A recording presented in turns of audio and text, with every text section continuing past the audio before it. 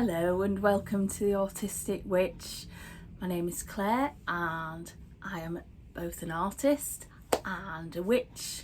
I live here in the northeast of England, and today I wanted to make a little video about the turning of the seasons and a little bit about, I suppose, some of the reflections that I've been having and my experiences that I've had, particularly on my own, I suppose you could call it a spiritual healing journey that I've been through.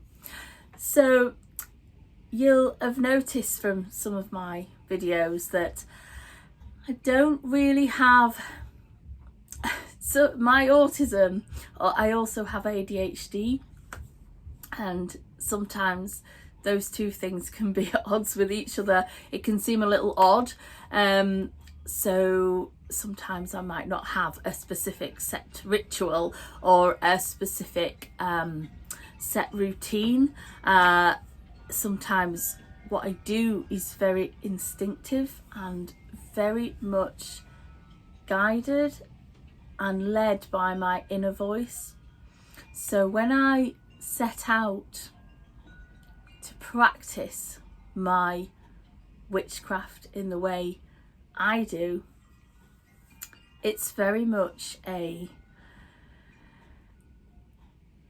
instinctive, guided inner voice that I feel. So I don't really have a set of rules or a set of spells, say for example, that I say, and I'm very aware of the changing of seasons, I'm very aware of the turning of the wheel, but I wouldn't say that I have set rituals that I do at each of those points. So you could say my practice, perhaps it's a bit patchy or looks a bit patchy to others, but it's something that, as I say, I am led and guided, and I follow what I intuitively and instinctively feel is right. So that means sometimes, I guess, throwing out the rule book. And who says there are any rules anyway? So yeah, this really is how I practice and how I do things. So we're coming into autumn now. I live in England, and we're about the first two weeks into September, and you can feel that change, you can feel that shift now.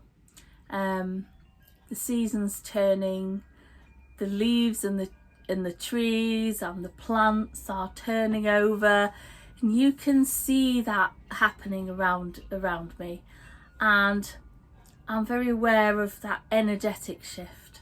I can feel that instinctive sort of, it's almost this, nature has given me this desperate need to gather, to prepare for winter, and I can feel it in the air. And those of you who have seen my previous video as well will know that I have various little caterpillars that have now transformed themselves into chrysalises, and they are all around the doorway of my little den, and which is my little summer house in my garden. And so they've sort of cocooned themselves, you could say, ready for their transformation into butterflies, and they've bedded themselves down as well. A few of them have actually found their way inside, unfortunately, and have hatched into butterflies, and I don't know if they'll survive the winter, but well, I have to let that one go. It's just one of those things they found their way inside. It must have been warm enough for them to hatch, and they've emerged. And so yeah, I can't really do very much about that. Anyway,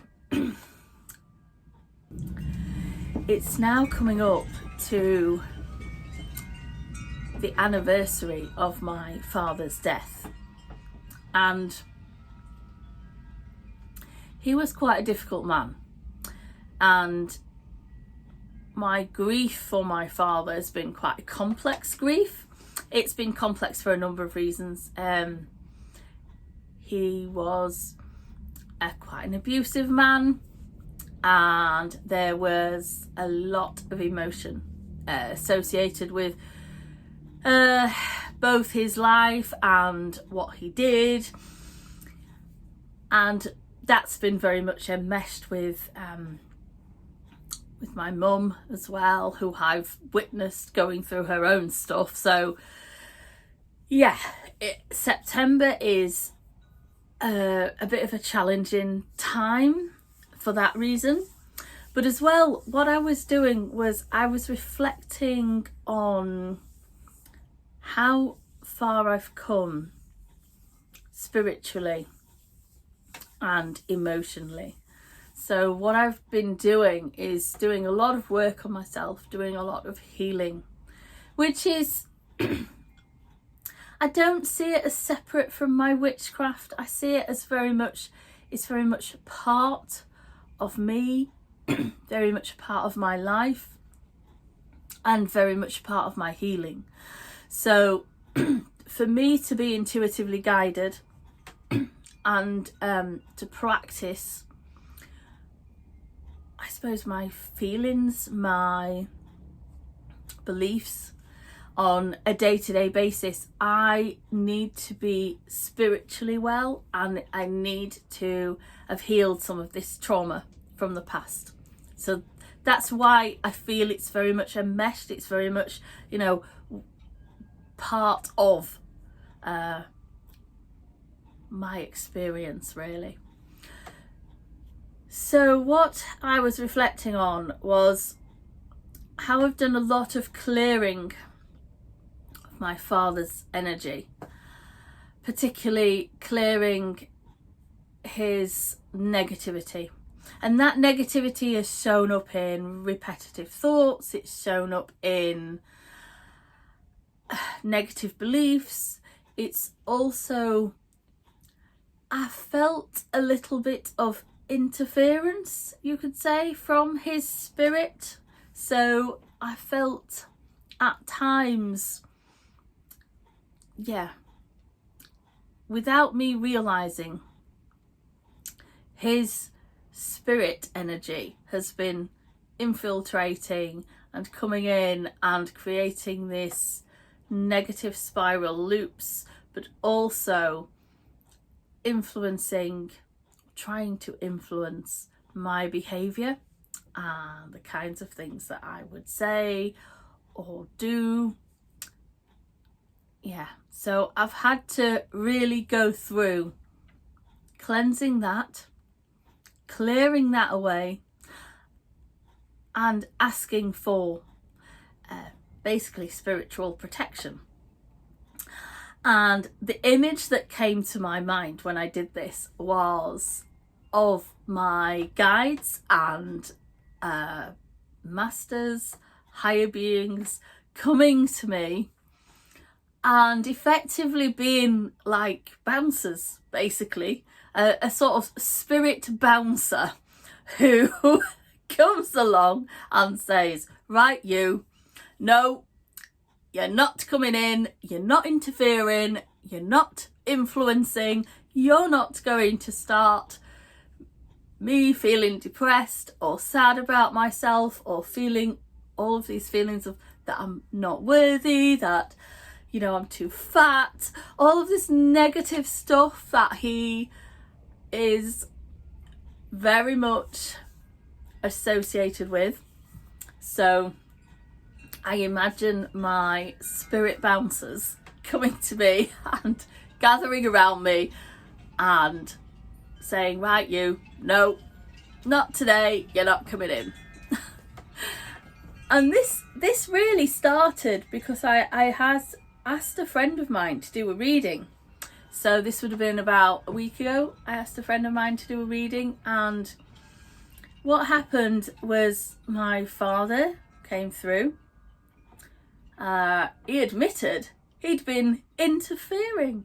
He admitted he had been trying to influence things. And my friend, who's a medium, also said that he had become an earthbound spirit and wasn't able to move on because he was struggling to basically learn from the mistakes he'd made in life, and so had become trapped between worlds. And this is why he was hanging around and trying to influence things. So yes, I had asked for additional protection. Me and my mum both did this together, and I said, right, let's get the spirit bouncers out and make sure he is not coming through. But I realised that I'd done this before because I'd had the same experience before. And because it was a few years ago, I think I'd forgotten that I'd gone through this, and I'd forgotten that he was still able to do that. I don't know what it was, but anyway, he must have been able to come back in. And so I just needed to reinforce that boundary. I needed to be able to go, no, you're not coming back in. This is not on. You're not influencing and trying to interfere. So that was, important to remember that. So yeah, a few years ago, I had actually done the same exercise because, again, I realised there'd been interference. So I think it was a good reminder that sometimes you just need to keep repeating stuff and stay on top of it. Stay on top of my spiritual boundaries and keep them. Because, these things can happen. They can come back. They can infiltrate. And one of the important messages I had from that was to really focus on joy. If I wanted to evict basically negative energy and negative forces, whether they be in the form of my father's spirit or other entities, that I had to maintain and keep my own energy joyful, and to keep myself positive, and that joy and positivity was the thing that was going to help to keep them away. Because the moment I start to spiral into these negative thought loops and into these negative things, it's almost like you're opening this spiritual doorway, and they seem to be able to sneak in. And so this is what I've decided to do. I've decided, right, I'm going to really focus on positivity, on joy, on keeping my energy in a high vibration, and making sure that I reinforce my boundaries and keep my spirit bouncers on their toes, and keep going, oh, you cannot come in. You're not having him influence, put any negativity or trying to interfere with my life as it is now. So that's what I wanted to talk about today. It's a bit of a tricky subject, it's I know some people might believe that, so other people might not, but I have a very strong belief that that this is true. I feel it energetically. I feel that difference when I say to those spirit bouncers, no, keep him out. I feel that energetically, and I feel they are able to push him back, and they're able to keep him out. So yeah, that's today's little video about my autistic witchcraft. I hope you've enjoyed it.